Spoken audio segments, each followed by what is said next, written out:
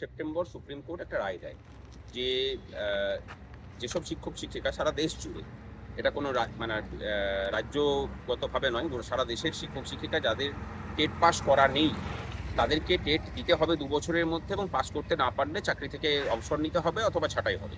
এবং অবসরকালীন যেসব সুযোগ সুবিধা সেগুলোকে রাজ্য সরকারের হাতে ছেড়ে দেওয়া হয়েছে।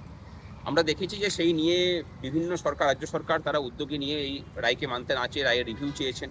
তারা পার্টি ছিলেন না, যেমন ইউপি সরকার সেটাকে রিভিউ চেয়েছে।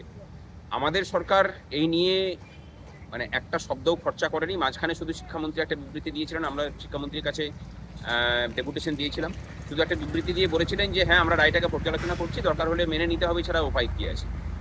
আমরা তাই রাজ্য সরকারের উপর ভরসা না করে আমাদের সংগঠন উস্কে ইউনাইটেড প্রাইমারি টিচার্স ওয়েলফেয়ার অ্যাসোসিয়েশনের পক্ষ থেকে আজকে বেশ কিছু শিক্ষক শিক্ষিকা, মানে প্রায় প্রত্যেক জেলা থেকে একজন করে প্রতিনিধি আছেন, তাদেরকে নিয়ে আজকে একটা রিভিউ পিটিশন দাখিল করেছি সুপ্রিম কোর্টে।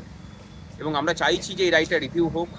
আর কেন্দ্র সরকারের কাছেও আমরা দাবি জানিয়েছি, অলরেডি কেন্দ্রীয় শিক্ষা প্রতিমন্ত্রীকে আমরা ডেপুটেশন দিয়েছি এবং কেন্দ্রীয় শিক্ষামন্ত্রীর সাথে কথা হওয়ার দেখা করার বিষয় আছে। সেখানেও দরকার হলে আইন সংশোধন করে এই ব্যাপারটাকে ঠিক করা হোক। কারণ আগে থেকে যারা এক একটা সিস্টেমে এক এক সময়ে নিয়োগ হয়, যখন টেটের বিষয় ছিল না তখন অন্য নিয়োগ পদ্ধতি ছিল, সেই মেনে যারা নিয়োগ পেয়েছিলেন, এখন এসে পরে সেইটাকে লাগু করানো এবং কোনো আইনকে এইভাবে এত বছরের পিছনে ঠেলে নিয়ে গিয়ে রেট্রোস্পেক্টিভ এফেক্ট দেওয়া, এটা নজিরবিহীন ঘটনা, ভারতবর্ষে এরকম আগে ঘটেনি। এবং এর ফলে শিক্ষা জগতে একটা সংকট আসতে চলেছে, গোটা দেশ জুড়ে এর প্রভাব পড়েছে। আমাদের এখানেও আগামী 15 তারিখে আমরা আন্দোলনের ডাক দিয়েছি এবং আজকে পিটিশন দাখিল করা হলো। হয়তো আরও কিছু পিটিশন আমাদের পক্ষ থেকে করা হবে, তার প্রস্তুতি চলছে। এই সব কিছু নিয়ে আমাদের প্রতিবাদ ছিল এবং আমরা চাই যে রাজ্য সরকার ইমিডিয়েটলি ব্যবস্থা নিক এর বিরুদ্ধে।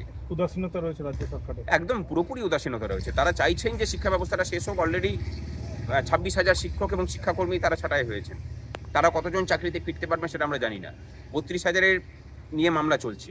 এরপরে বাকি যারা থাকলেন তাদের সবার উপরে যদি অনিশ্চয়তার খাড়া ঝুলতে থাকে, তাহলে শিক্ষা ব্যবস্থার আর কি পড়ে থাকে সেটা নিয়ে সন্দেহের জায়গা তৈরি হচ্ছে। সুপ্রিম কোর্ট কি জোর করে চাপিয়ে দিচ্ছে তাহলে?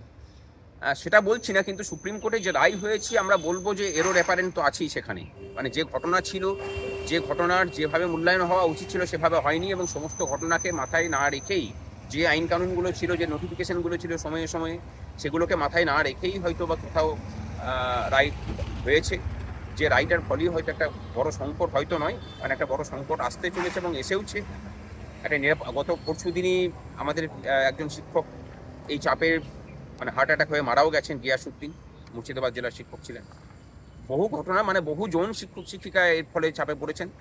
প্রথম থেকে অষ্টম শ্রেণী পর্যন্ত মানে পাঠদানের কাজে যারা জড়িত, যারা যখনই নিয়োগ হন না কেন তাদেরকে টেট দিতে হবে। মানে এই ধরনের একটা আইন হয়েছে, মানে রায় দান হয়েছে। আমরা চাইছি যে রায়টা রিভিউ হোক। সেখানে যদি না হয় তাহলে কেন্দ্রীয় সরকার অর্ডিন্যান্স নিয়ে আসুক অথবা রায় সংশোধন করুক। আপনারা আজকে পিটিশন করেছেন?